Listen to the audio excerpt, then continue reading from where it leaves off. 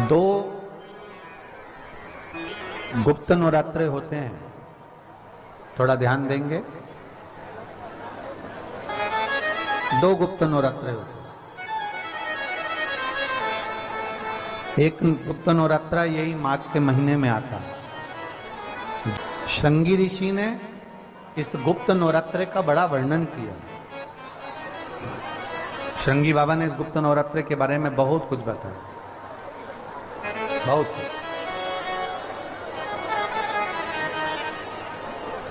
श्रृंगी बाबा गुप्त नवरात्रे के लिए कहते हैं कि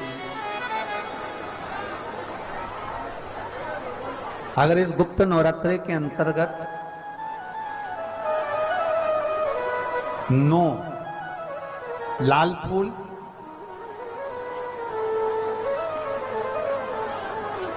और 5 श्वेत पुष्प, ये दोनों, लोग कहते हैं गुप्त नवरात्रे में हम देवी की आराधना करें, गुप्त नवरात्रे में हम भगवान की आराधना करें, पर शिव महापुराण की कथा कर रही है, भगवान शंकर का चरित्र कथा है। अगर आपने देवी भागवत का स्मरण किया हो या भगवान शिव की एक पवित्र आनंदमय कथा स्कंद पुराण के काशी खंड में अगर सुनी हो या उसमें भी नहीं पढ़ पाए हो तो श्रृंगी ऋषि के चरित्र में आता है। श्रृंगी बाबा ने वर्णन किया है कि किसी भी स्थान पर, किसी भी स्थान पर यदि हमारे घर में 2 शिवलिंग है नहीं है तो किसी अपने घर के गमले में, बगीचे में 2 पार्थिव लिंग का निर्माण करें। 2 पार्थिव लिंग, उसमें एक शिव जी का स्मरण करें और एक में माता पार्वती जी का स्मरण।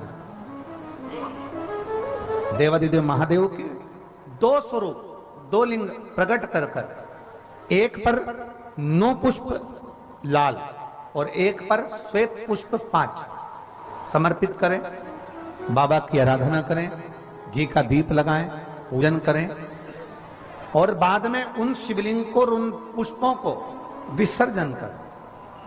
किसी भी नदी में, तालाब में, बावड़ी में, अगर वहां नहीं विसर्जन कर सकते हैं तो किसी वृक्ष के नीचे उनका विसर्जन कर दें। पर ये नवरात्रे, ये जो गुप्त नवरात्रे हैं, इस माघ महीने में जो गुप्त नवरात्रे आती है, इसी के अंतर्गत इसका पूजन है।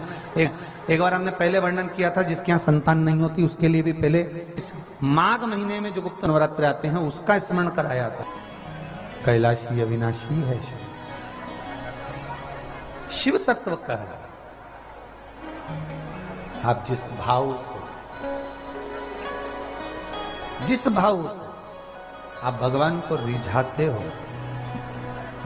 भगवान उस भाव से अपने भक्तों के करीब पहुंचता है। भक्तों के यमुना जी ने पार्थिव शिवलिंग का निर्माण किया। केवल चाहे गुप्त नवरात्रे हो चाहे सर्व नवरात्रे हो, केवल देवी की आराधना कर रहे हैं और सोचें कि हम माता जी की आराधना कर रहे हैं और माता जी हम पर प्रसन्न हो। शिव महापुराण की कथा कहती है, कोई सी भी नवरात्रे में अगर आप शंकर भगवान की आराधना के साथ देवी की आराधना करेंगे तो शिव महापुराण की कथा कहती है महादेव शिव और शक्ति दोनों ही कृपा जरूर करते हैं। ये निश्चित है, निश्चित है।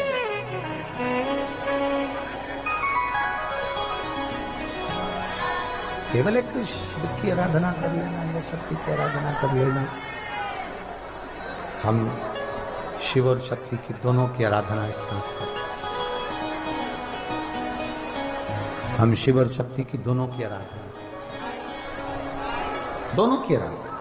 और हम तो एक बात बहुत अच्छे से कहेंगे, शिव महापुराण की विद्येश्वर संहिता में लिखा है, जो एक बार मुख से श्री शिवाय नमस्तुभ्यम बोलता है उसके मुख का दर्शन करने पर मात्र 1000 अश्वमेध यज्ञ का पुण्य फल प्राप्त हो जाता।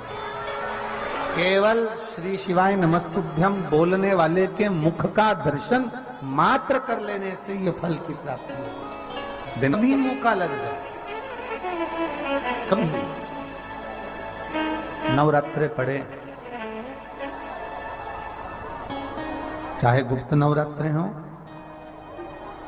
चाहे संपूर्ण विश्व को ज्ञात चैत्री और कुंवार के नवरात्रे हों, हर नवरात्रे में आप एक विशेष ध्यान रखें प्रत्येक नवरात्रे में कि हमें शंकर भगवान के शिवलिंग की पूजन करना। और एक और बात समझ लें, दो शिवलिंग का निर्माण नहीं भी कर सकते हैं तो एक शिवलिंग का निर्माण करें और उस शिवलिंग के पास में ही एक छोटा सा मिट्टी का ढेला रखकर मां जगत जननी जगदम्बा का भी पूजन कर सकते हैं। आपको नहीं बनाना दो शिवलिंग, तो एक शिवलिंग एक मिट्टी का थोड़ा सा। ऐसा नहीं है कि मेरी माता दुर्गा भवानी पिंडी के रूप में नहीं पूजाती है। अगर मेरी माता पिंडी के रूप में नहीं पूजाती तो वैष्णो देवी में 3 पिंडियां विराजमान नहीं हो पाती। जितने जितने शक्तिपीठ हैं, आप प्रत्येक शक्तिपीठ में दर्शन करने के लिए जाएंगे तो वहां पर भी आपको पिंडी का दर्शन होता ही है, प्रत्येक शक्तिपीठ। ऐसा नहीं कि मेरी मां पिंडी के रूप में फिर पूजाती नहीं है, वो भी पूजाती है। आप जिस भाव से भजेंगे,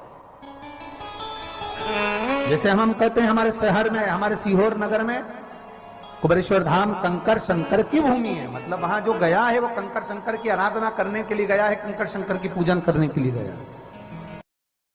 आपके घर में पितृदोष है, आपको ऐसा महसूस होता है, आपको लगता है, तो किसी भी नवरात्रि के पहले जो अमावस्या पड़ती है, गुप्त नवरात्रि, तो अंदाजा लगाइए। तो जिस दिन अमावस्या रहे उस दिन चावल की कटोरी में एक कपूर का टुकड़ा रख दीजिए महाराज, छोटा सा, और कपूर का टुकड़ा रखकर उस कपूर को दरवाजे के बाहर कटोरी में ही, चावल रखी हुई कटोरी में ही उसको पितरों का स्मरण कर कर जला दीजिए। और जलाने के बाद उस चावल को कहीं भी किसी भी वृक्ष की छांव में पक्षियों के लिए डाल दीजिए।